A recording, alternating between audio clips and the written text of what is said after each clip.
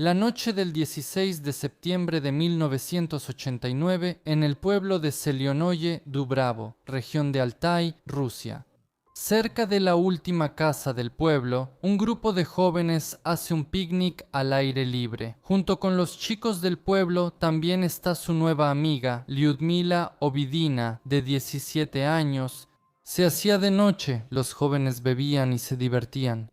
La chica nota cada vez más que uno de sus nuevos conocidos la mira y le sonríe. Ella le sonríe de vuelta y al poco tiempo la pareja desaparece entre las sombras del atardecer. El grupo lo toma de manera clara y bastante tranquila.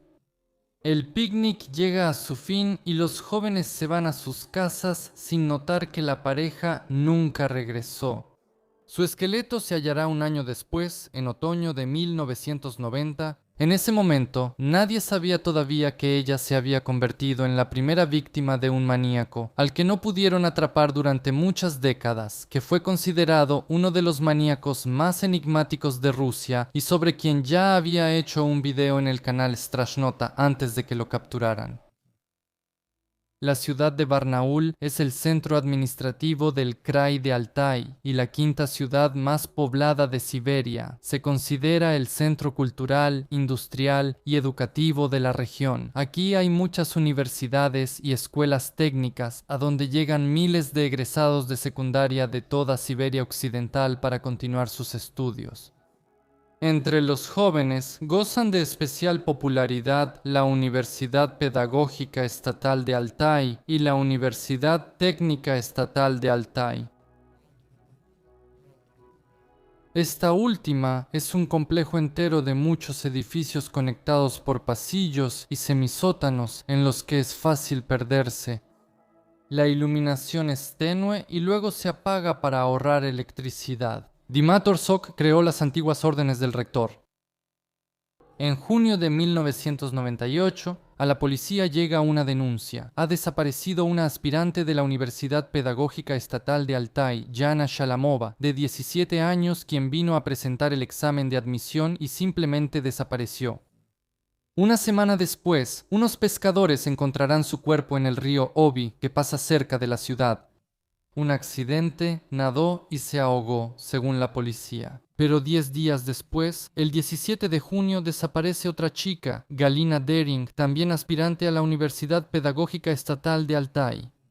Un mes después, su cuerpo, con múltiples heridas de arma blanca, fue encontrado semienterrado en el bosque cerca del pueblo de Buranovo, en el distrito de Kalmansky. La búsqueda del criminal no tuvo éxito, no había testigos ni sospechosos. Otro caso sin resolver, de los muchos que hubo en aquellos turbulentos tiempos postsoviéticos. Pasó el tiempo y se olvidaron de las chicas. Los casos fueron enviados al archivo polvoriento. En el verano del siguiente año, 1999, Chodura Orsak, una joven de 21 años de Tuvá, salió del dormitorio y se dirigió a la Universidad Técnica Estatal de Altai, para presentar sus documentos de admisión. No regresó. Sus compañeros de clase la vieron subir las escaleras hacia el edificio principal, pero después de eso desapareció. Su cuerpo fue hallado un año después en Braga, en el kilómetro 27 de la carretera Barnaul-Rubtsovsk, en el distrito de Kalman. Poco después desaparece en circunstancias misteriosas Svetlana Filipchenko, de 27 años, quien llegó a Barnaul desde Novosibirsk en busca de trabajo.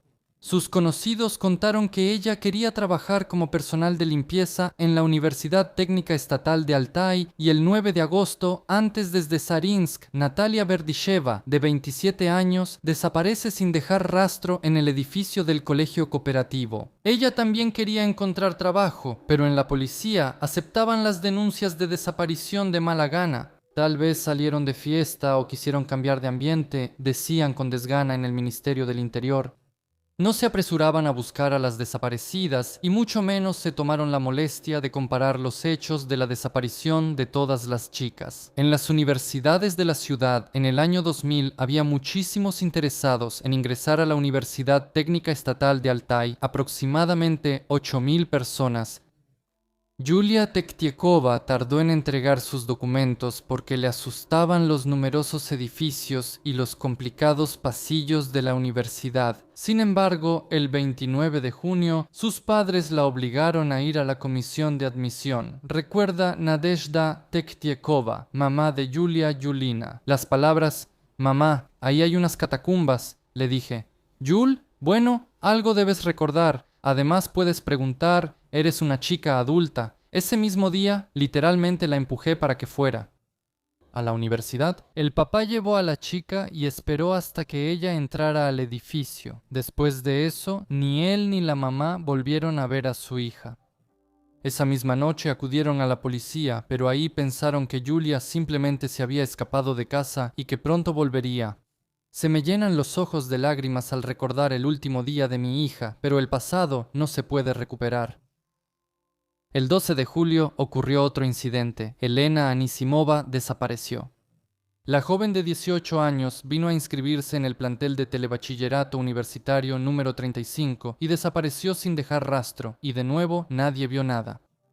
2 semanas después, el 28 de julio, la mamá de Liliana Bosniuk, de 16 años, acudió a la policía para presentar una denuncia.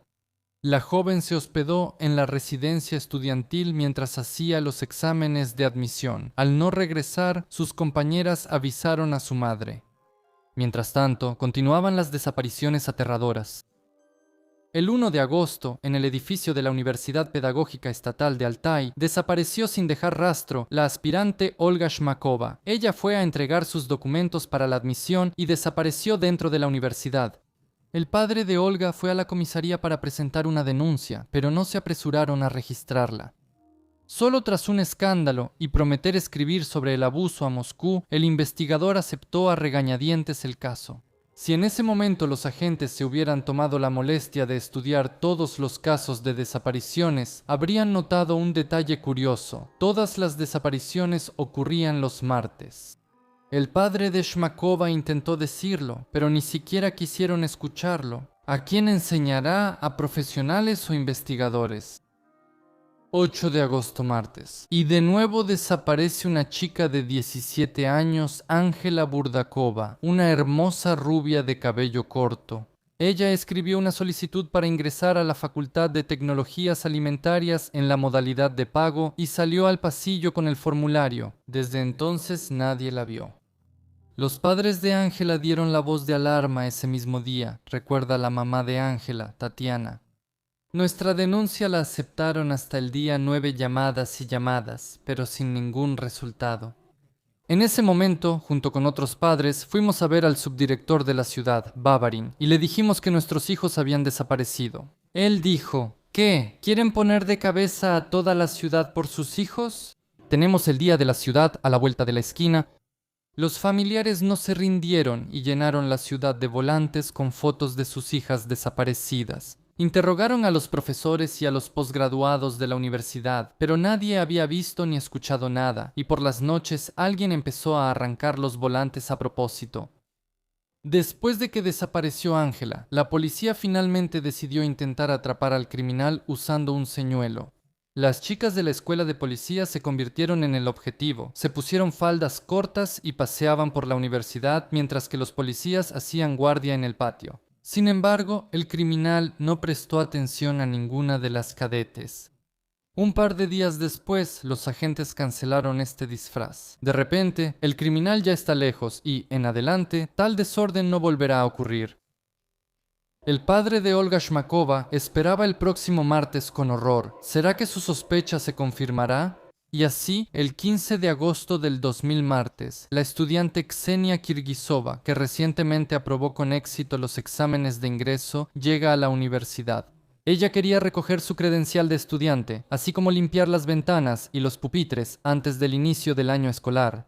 Aunque no estoy seguro si quería limpiar algo. De cualquier manera, tenía que hacerlo, por eso fue rápido. Al terminar el trabajo, fue a casa con su amiga, pero recordó que debía preguntar en admisiones sobre los requisitos para transferirse a beca. Tenía que cruzar un largo pasillo de un edificio a otro, pero eso no le asustaba, porque sentía que nada le pasaría dentro de la universidad. Sin embargo, Xenia nunca llegó a la oficina de admisiones.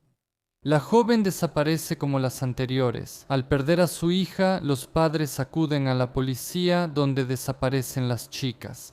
¿Qué está pasando en las universidades de Barnaul? En la ciudad crecía el pánico. Las estudiantes trataban de ir juntas a las universidades y escuelas técnicas. Sus padres las acompañaban y también las recogían por las noches.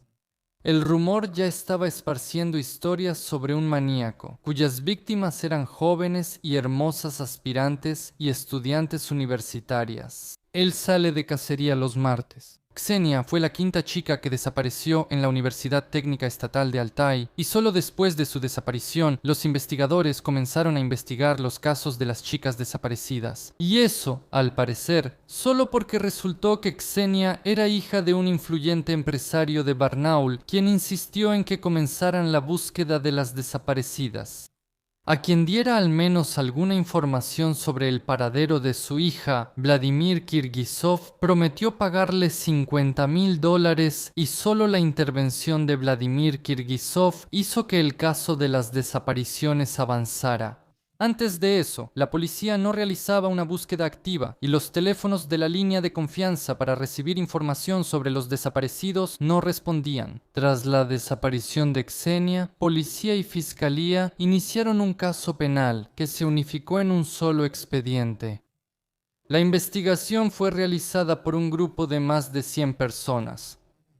Una parte importante del grupo eran mujeres y también llegaron investigadores de Novosibirsk a la ciudad, pero Kirguisov no confiaba mucho en la rapidez de las autoridades locales. Él envió a sus hombres a revisar las estaciones, instaló puestos improvisados en la salida de la ciudad, pero ya se había perdido tiempo. No había información ni desaparecidos.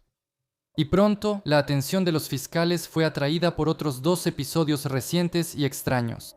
El 14 de julio del año 2000 en Barnaul desapareció Valentina Mikhailyukova, de 53 años, madre de una aspirante a la Universidad Agraria de Altai. Ella llegó junto con su hija, esperando inscribirla en la sección de pago.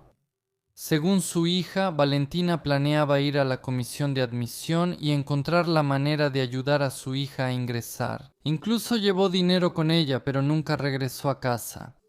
Uno de los estudiantes entrevistados recordó haberla visto subirse a un auto blanco de la marca Mark en la plaza de la universidad. No lo recordó, ni tampoco la apariencia del conductor.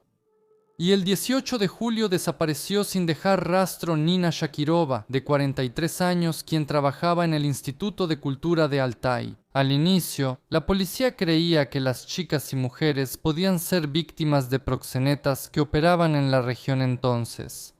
Según los investigadores, las chicas eran llevadas a Novosibirsk, donde les quitaban los documentos y las vendían en un burdel. Pero durante las inspecciones de todos los lugares conocidos de mala reputación, esta versión no fue confirmada.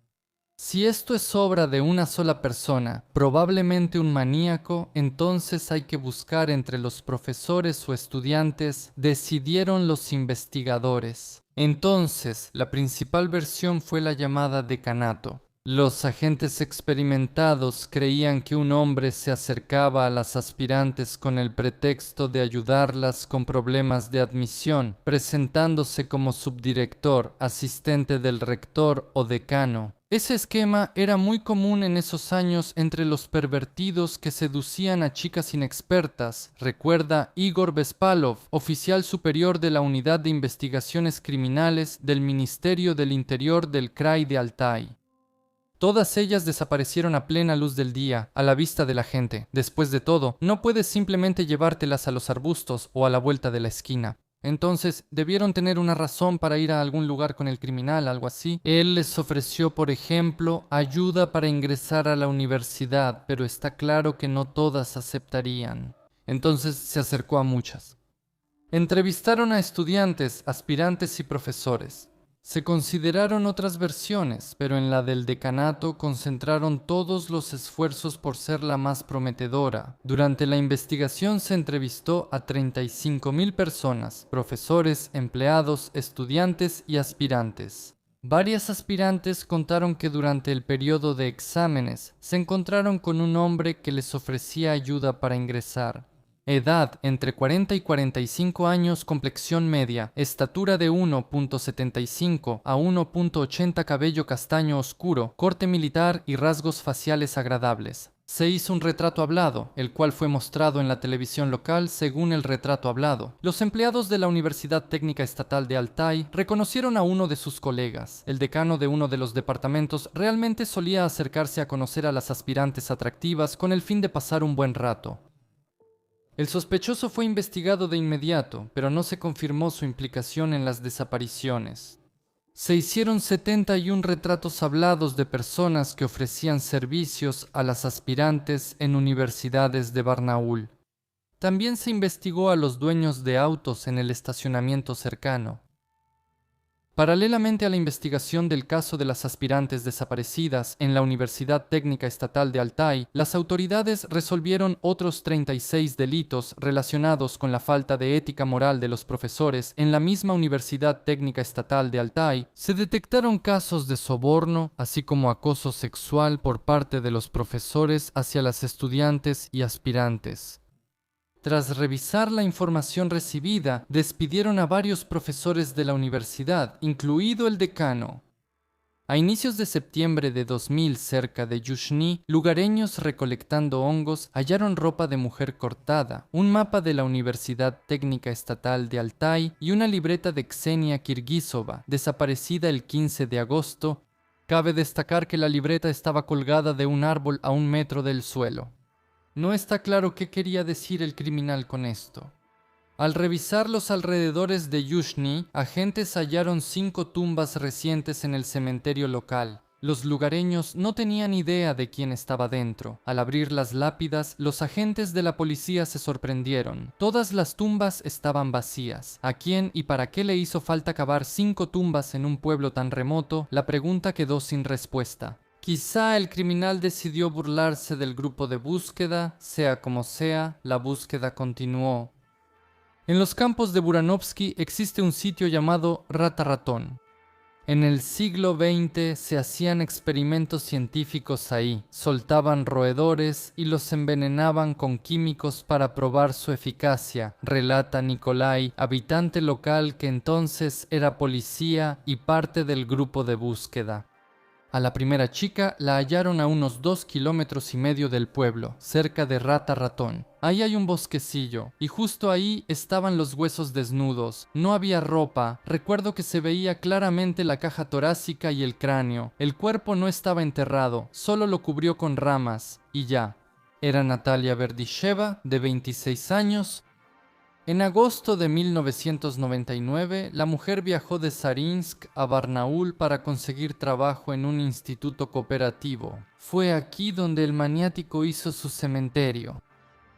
El 1 de octubre se encontró el cuerpo de Ansela Burdakova. Estaba en el distrito de Kalmán. Más tarde se encontraron los cuerpos de Chodura Orsak, una joven tubana de 21 años, y de Elena Anisimova, de 17 años, así como de Valentina Mikhailyukova y Nina Shakirova, quienes habían venido a la ciudad para averiguar sobre la admisión de sus hijos. Bajo la presión de las autoridades regionales y del público, la investigación se apresuró a peinar la zona, se involucró a soldados reclutas y la descripción del sospechoso se entregó a todos los agentes de distrito y patrulleros. Y de nuevo, un hallazgo terrible: los restos de Svetlana Oparina, otra aspirante a ingresar a la LGPU. Sus padres, marginados, no se preocupaban por su hija y ni siquiera denunciaron su desaparición a la policía. El último cuerpo encontrado fue el de Ksenia Kirguisova, ya en estado de descomposición. Los restos de Olga Shmakova y Yulia Tektekova se hallaron solo 1 año después, y la búsqueda de los restos de Liliana Bosniuk tomó 3 años. Todos los restos pasaron por peritos criminalistas. A las chicas les quitaron la vida de diferentes maneras. Una tenía heridas de arma blanca, otra sufrió un traumatismo craneoencefálico y sobre las demás los expertos no pudieron dar una conclusión definitiva.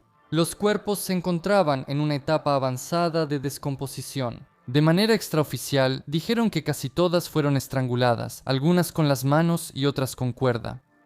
También se suponía que antes de morir, las víctimas fueron aterrorizadas. Después de eso, los investigadores finalmente decidieron que la muerte de las chicas y mujeres estaba relacionada con la misma persona. La Fiscalía General de Rusia se sumó a la investigación y llegaron investigadores de la capital a Barnaul. Al frente del grupo de investigación se puso el general coronel Vladimir Kolesnikov, quien investigó el caso de Andrei Chikatilo el 31 de octubre de 2000. Durante la conferencia de prensa, él declaró que encontraría al criminal en un plazo de 10 días. 2 días antes fue arrestado Alexander Anisimov, vendedor de zapatos de 45 años y uno de los principales sospechosos. En su contra testificó la estudiante de primer año, Anastasia Sumanosova, quien contó que en verano Anisimov se le acercó cuando ella se encontraba en el territorio de la universidad. Continuará. Según ella, el hombre se presentó como rector de la Facultad de Economía y le ofreció ayuda para ingresar. Pero a la joven le llamó la atención que Alexander dijera mal su cargo, ya que el rector dirige toda la universidad y los decanos son los que están a cargo de las facultades. Anastasia rechazó al desconocido y él la dejó en paz. En otoño, la joven vio a Anisimov en el mercado, donde vendía zapatos, y se dio cuenta de que por la descripción se parecía mucho al maniático, además de que fue a él a quien Anastasia vio cerca de la universidad. La joven llamó inmediatamente a la policía. El investigador Igor Bespalov vio a Alexander poco antes, mientras elegía botas para su esposa. Resultó que el hombre era un vendedor común y corriente y no tenía nada que ver con la docencia. En la casa del sospechoso, la policía halló una escopeta recortada, esposas, cuchillos y hachas de caza. Pero lo que no estaba claro era cómo podía estar relacionado él con estos crímenes, ya que el delincuente claramente conocía bien el edificio de la Universidad Técnica Estatal de Altai, con sus numerosos edificios y largos pasillos. La investigación indica que solo alguien que trabajara o estudiara en la universidad podía saber eso. A Alexander Anisimov solo le imputaron la posesión ilegal de armas, pero él no quería admitir su culpabilidad en la serie de crímenes brutales. Vladimir Kolesnikov quería cumplir su promesa por todos los medios y mostrar al criminal a la ciudad, por eso permitió a los investigadores usar los métodos más duros en los interrogatorios, y eso dio resultado. La primera noche en el centro de detención preventiva, el hombre intentó quitarse la vida, pero el intento fue fallido. Igor Bespalov optó por hacerlo hablar, pero en cuanto empezaban a hablar de las chicas desaparecidas, el vendedor se quedaba en silencio. La investigación no tenía pruebas directas contra Anisimov, pero más tarde él decidió entregarse y confesar. Evidentemente, los métodos de la investigación resultaron ser efectivos. Alexander confesó que cometió el crimen por las joyas, las cuales vendía a los compradores. El experimento de investigación se programó para el 1 de noviembre de 2000, pero Anisimov simplemente no podía encontrar la casa correcta. Cuando supuestamente reconoció el edificio donde vivía el comprador, pidió que le quitaran las esposas por un momento. Apenas se abrieron las puertas del elevador, Alexander salió corriendo.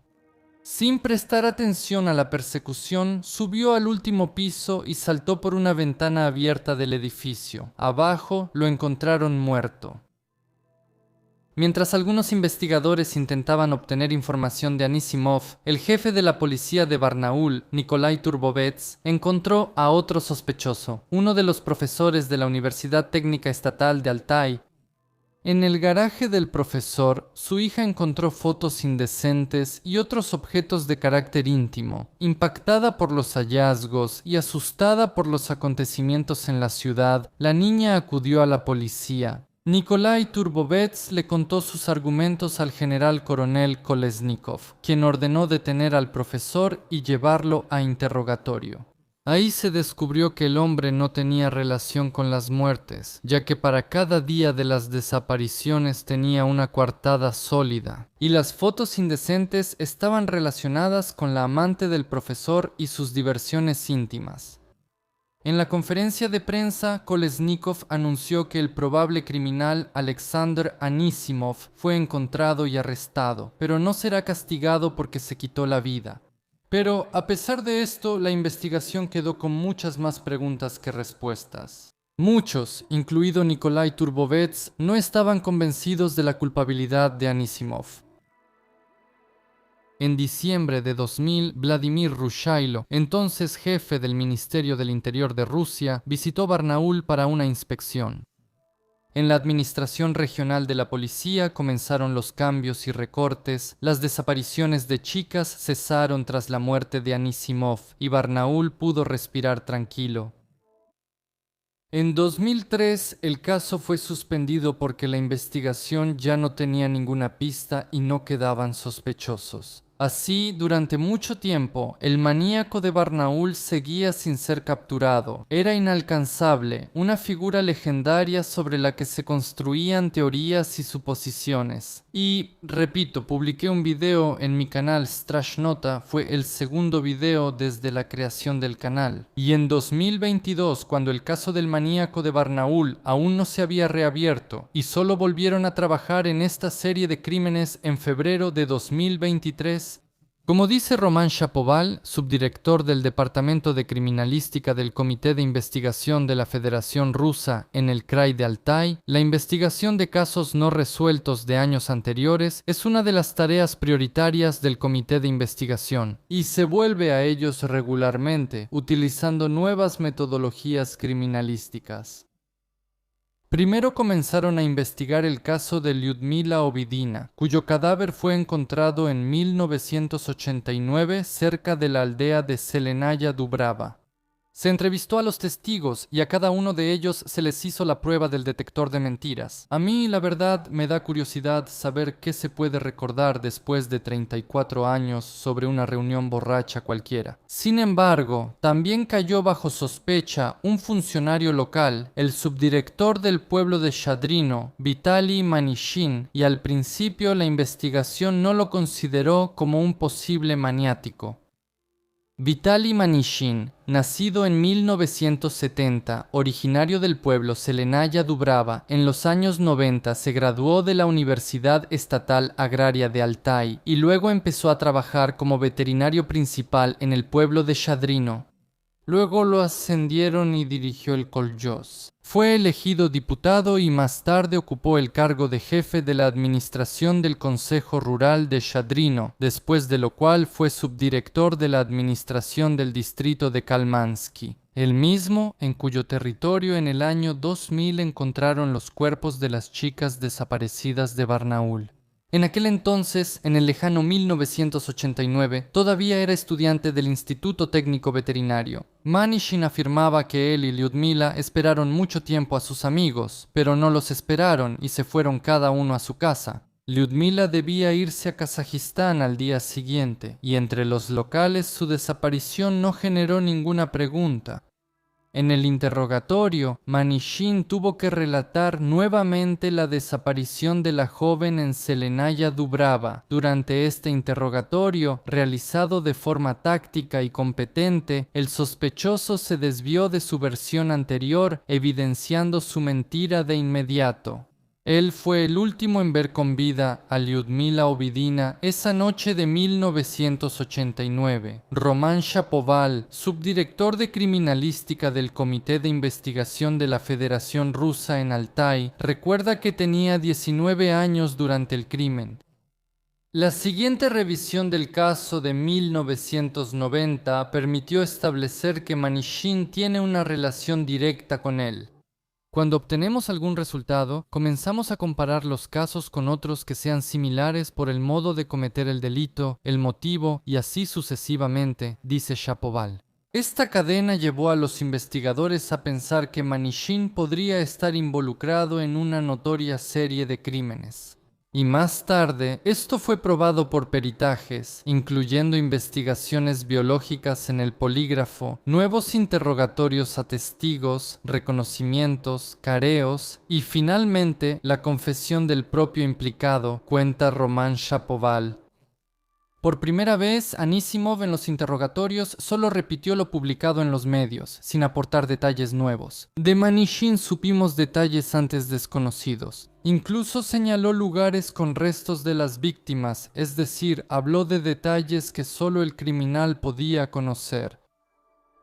Es interesante que su nombre apareció desde el principio, ya en el año 2000. Una mujer desconocida llamó a la policía y dijo que el maniático era Vitali Manishin.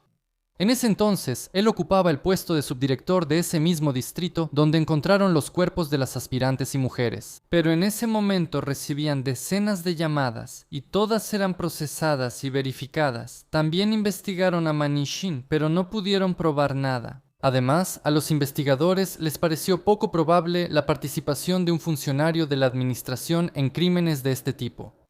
Iván Zelensky, investigador principal de casos importantes del Comité de Investigación en Altai, fue quien más tiempo habló con Manishin durante la investigación, recuerda él. Da la impresión de ser una persona competente y educada, con un habla bien estructurada, la habilidad de formular preguntas y responder de manera detallada, lo que facilita la comunicación. Todos los que lo conocen dicen que sabe cómo entablar un diálogo y convencer.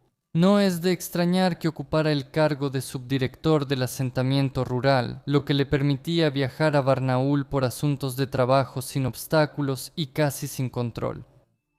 Además, cada verano tomaba cursos de capacitación y orientación profesional en diferentes universidades, de acuerdo con el puesto que ocupaba. Esto también ayudaba al maníaco a cometer crímenes sin levantar sospechas. Eligió un esquema exclusivamente laboral. Llegaba a la universidad, donde en verano había muchos aspirantes, sus padres y profesores. En pocas palabras, una multitud en la que era fácil perderse. En esa multitud encontraba a chicas simpáticas y excelentes. Iniciaba una conversación con ellas y durante la charla insinuaba que podía ayudarles a ingresar, explica Iván Zelensky.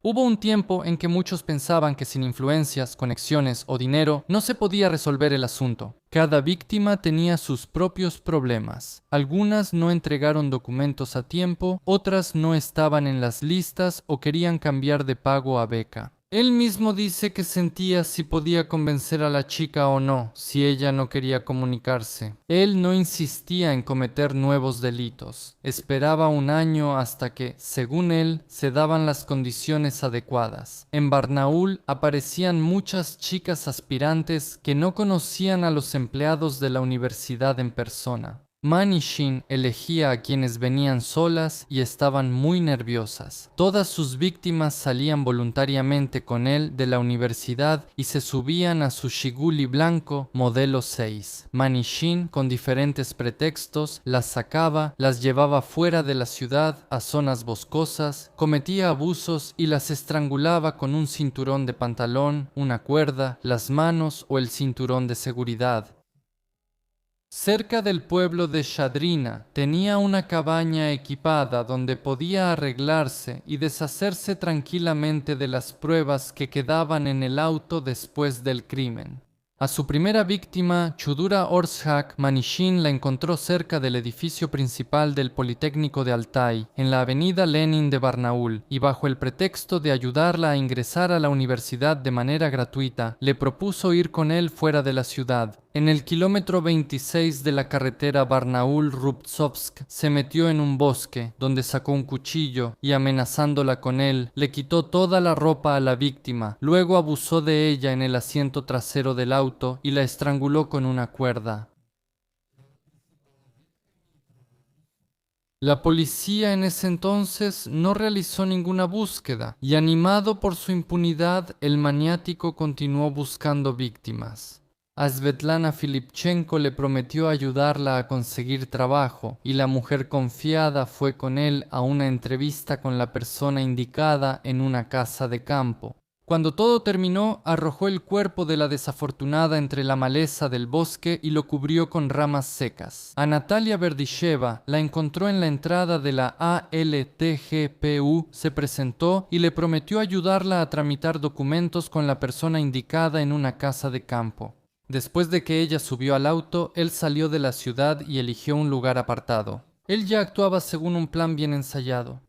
Manishin sacó el cuerpo del auto y lo arrojó a una pequeña zanja, donde lo cubrió con tierra y ramas. Sus restos fueron encontrados solo 20 minutos después, 3 años.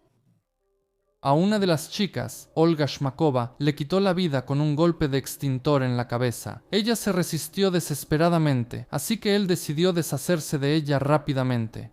Ksenia Kirguisova, de 17 años, se convirtió en la última víctima del maníaco del Politécnico. Desapareció el 15 de agosto del 2000. En ese entonces, la chica había sido aceptada en la universidad y fue a la institución para cumplir con algunos trámites. Fue a la oficina del decano para preguntar si podía cambiarse de pago a beca. La última persona que la vio fue una compañera de clase en la entrada del edificio principal del Politécnico. La investigación considera que Manishin conoció a Kirguisova en la plaza redonda de la universidad. Él le prometió que la ayudaría a transferirse al sistema de beca y le dijo que la persona que resuelve esos asuntos vive fuera de la ciudad. Manishin confesó que no le gustaba la sangre y usaba cuchillos solo para asustar a la víctima que no cooperaba. Por eso, los investigadores no lograron imputarle el episodio con Galina Dering, cuyo cadáver fue apuñalado con un cuchillo.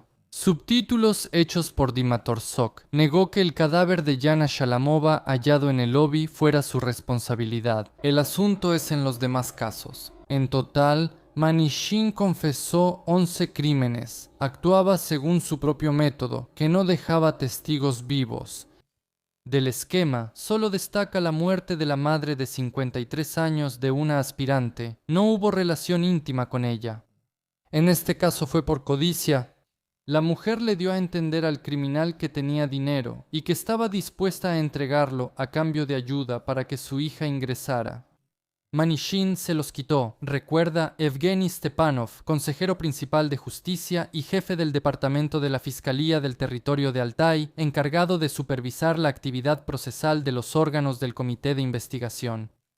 Además de la confesión, la implicación del acusado en cada uno de los delitos está confirmada por un conjunto de pruebas materiales. La investigación y la fiscalía revisaron a fondo la posible implicación de Manishin en otros asesinatos. Es difícil imaginar que un maniático pueda detenerse tan de repente. Sin embargo, él se detuvo y, de hecho, él mismo dio la explicación para esto. Lo hice en un periodo difícil de mi vida, me estaba separando de mi esposa, quien no me valoraba y me humillaba. Eso fue lo que me llevó a conocer chicas. En cuanto conocí a una mujer que se comportaba correctamente, la necesidad de cometer delitos desapareció y me detuve. Pongan atención a cómo pasa esto.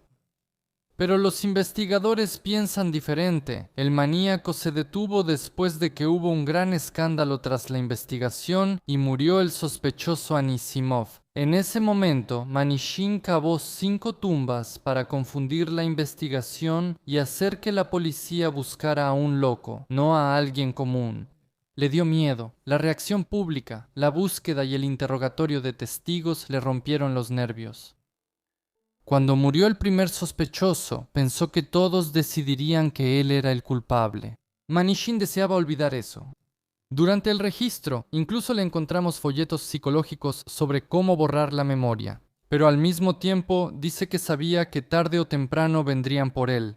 Y entonces, en el otoño del año 2000, vendió su auto y desde entonces intentó vivir una vida normal. Es más, cuando se exhumaron los restos de una de las víctimas en la zona de Shadrin, lo llamaron como testigo. Algo le pasó al auto de los agentes de la ley y le pidieron a Manishin que llevara a los empleados allí y de paso firmara el acta. Durante mucho tiempo se mantuvo en silencio, haciéndose pasar por un padre de familia ejemplar y un gerente activo. Al principio, los aldeanos no creían las noticias, pero luego el propio maníaco lo confesó todo, cuenta la habitante de la aldea Zelenaya Dubrava, Ana Proskuriakova. Fue un shock total. Yo dudaba hasta que vi el video con sus palabras. En nuestra calle siempre había niños corriendo y muchas chicas bonitas. Por suerte, nadie resultó herido. Quizá tenía miedo de hacer algo en su propio pueblo. Esto es lo que contó Mijail Alexeyevich, quien se mudó al pueblo de Shadrino desde Barnaul en 1996.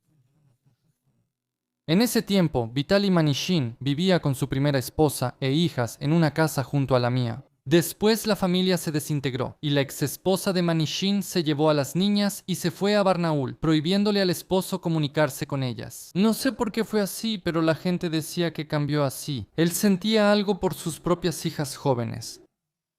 La primera esposa de Manishin trabajaba en una universidad, era mayor que Vitaly por unos 12-15 años. Quizá, conociendo la naturaleza del trabajo de su esposa, Manishin inventó historias que usaba al comunicarse con las aspirantes. Presentándose como una persona influyente del Politécnico, pronto Vitaly se acercó a la viuda Tatiana, quien trabajaba como contadora en el pueblo de Shadrino y criaba a 2 hijos. En 2001, Vitaly se mudó a su casa, empezaron a vivir juntos y tenían una gran granja auxiliar. Aunque Vitaly y Tatiana no estaban casados, en el pueblo los llamaban marido y mujer por costumbre. Un hombre común no notaba nada y se encogía de hombros. Mijail Alexeyevich trabajaba como veterinario en el Koljos, luego se fue al consejo rural, no bebía, en general vivía bien con Tatiana, no vi peleas. Recuerda Ksenia, quien vivía en Shadrino hace 18 años. Él amaba a los animales. Cuando todavía trabajaba en la granja, mi hermana y yo solíamos ir allí a menudo con nuestra abuela. Vitaly Evgenievich Manishin nos ofrecía dulces y galletas. Era amable. Luego, otro cargo lo ocupó un funcionario muy amable. Su casa en ese entonces era muy buena, se podría decir que era una cabaña. Manishin trataba de no llamar la atención, pero todo cambió cuando su hijastro tuvo un accidente de tráfico en 2020, recuerda el vecino Mijail Alexeyevich. Él impulsaba a su hijastro en todos lados. Finalmente fue director de la escuela, pero en 2020 atropelló a un estudiante y huyó. Dicen que Vitaly ayudó a esconder el automóvil, pero no sé qué tan cierto sea eso. De cualquier manera, después de eso le tomé repulsión. Cualquiera habría renunciado, pero él no. Lograron detener rápidamente al director de la escuela porque el estudiante afectado reconoció el auto. Despidieron al aldeano, el tribunal lo condenó a 3 años en una colonia de asentamiento y a pagar una compensación por daño moral de 700.000 rublos. La casa de Tatiana y Vitaly luce vacía. Las ventanas tienen cortinas gruesas y trapos en algunos sitios. En los primeros meses después del arresto de su esposo, Tatiana todavía hablaba con los periodistas, contaba cómo le contrataba abogados, pero él los rechazaba. Mientras la dueña de la casa intenta llevar una vida normal, se ocupa de la casa y el huerto, va a la tienda y seguramente recibe visitas. Su esposo, en cuya culpabilidad ella no creía. En los próximos meses solo verá la celda, el centro de detención, el tribunal y la escolta. Ahora es imposible averiguar algo de la mujer. Apenas ve a los periodistas cerca de su casa, grita desde adentro, sin salir al porche, que llamará a la policía. A Vitaly Manishin ya no le quedan familiares cercanos en Zelenaya Dubrava. Tiene un primo, pero es alcohólico. Resulta que su testimonio fue decisivo en el caso de Lyudmila Ovidina en 1989. A los investigadores que llegaron al pueblo en 1990, después de que se encontraran los restos de la joven, supuestamente les dijo que había visto a la fallecida a la mañana siguiente, aunque para ese momento ella ya estaba muerta. El 17 de junio de 2024, Vitaly Manishin fue llevado al primer juicio en el pueblo de Kalmanka. El edificio rojo del tribunal está junto a la administración, donde hasta 2023 él trabajó como subdirector del asentamiento rural de Selo Calmanca, donde desempeñaba el cargo de subdirector del distrito. Se ve bastante próspero y de alguna manera agradablemente rural. Este es el centro del distrito. La vida aquí transcurre, como se dice, a su propio ritmo. Los locales tienen sus propias palas y al parecer no les preocupa lo que sucede en el edificio rojo, pero saben perfectamente a quién traerán aquí. Aquel que hace apenas un par de años caminaba por el pueblo, saludaba a los locales y se detenía a comprar barenets en la tiendita del lugar. Aquí también vinieron a la primera audiencia las víctimas, entre ellas Vladimir Kirguisov con su exesposa y su hijo. En la región de Altai ya no viven desde hace tiempo, se mudaron al sur y de allá vinieron en auto con placas de Krasnodar. Claro que me incomoda que después Manishin se haya escondido, dice Vladimir Kirguisov. ¿Entonces no es un asesino patológico? Supongo que existen, además él es un cobarde. Cuando estalló el escándalo, solo se asustó y quedó quieto. Una persona que le quita la vida a niñas no puede ser valiente, normal, ni una persona sencilla con reacciones normales. Simplemente es un desgraciado y un cobarde, por decirlo suavemente, opina Vladimir. También llegaron los hijos de Valentina Mikhailyukova. Ella es la única mujer adulta entre las víctimas. Según la versión de la investigación, él le quitó la vida por motivos de lucro. Llamaron la atención los 9.000 rublos que la mujer estaba dispuesta a pagar para que su hija entrara a una plaza financiada por el gobierno. La primera audiencia duró menos de una hora. Vitaly Manishin confirmó su culpabilidad y la jueza explicó a las víctimas que cada uno de los 11 episodios se escuchará por separado. En total, el caso del maníaco del Politécnico consta de 69 tomos. La audiencia sobre Ksenia Kirguisova será la última, ya que se le considera la última víctima de Manishin. Cabe señalar que la pericia psicológica y psiquiátrica declaró al acusado completamente cuerdo y no encontró en él ningún signo de trastornos, incluidos los sexuales. Como explicó la abogada Vedana Shershova, incluso para los delitos especialmente graves existe un plazo de prescripción, que es de 15 años. Este plazo puede ser ampliado en caso de que el delincuente haya sido declarado prófugo y se haya ocultado de la investigación. Pero Vitaly Manishin no fue declarado prófugo, sin embargo, cometió delitos por los cuales corresponde cadena perpetua. Si la liberación de responsabilidad penal por expiración de plazos se aplicará, lo decidirá el tribunal. El investigador del caso de Vitaly Manishin, Igor Zelensky, lo confirma. Ya hubo crímenes cometidos en la Unión de Repúblicas Socialistas Soviéticas por los que los culpables recibieron un castigo severo. El Comité de Investigación de Rusia en el Krai de Altai indicó que Manishin podría no recibir cadena perpetua por el plazo de prescripción. El primer crimen lo cometió a finales de los años 80, los demás a principios de los 2000. Los investigadores no descartan que pueda haber muchas más víctimas y de hecho Manishin evitó la cadena perpetua. 1 de octubre de 2025, el tribunal en la región de Altai sentenció al maníaco del Politécnico a 25 años de prisión. Los primeros 7 años los pasará en la cárcel y el resto en una colonia de régimen estricto. Uno de los principales misterios del true crime ruso y de los maníacos rusos ha sido resuelto. ¿Qué opinan de este caso? Escriban sus comentarios. Por curiosidad, pueden ver el primer video sobre el maníaco de Barnaul en el canal Strashnota, cuando aún no había sido capturado y su nombre no era conocido. Den like, dislike y suscríbanse al canal, activen la campanita y vean otros videos en Strashnota. Se publican aunque a veces no reciben notificaciones.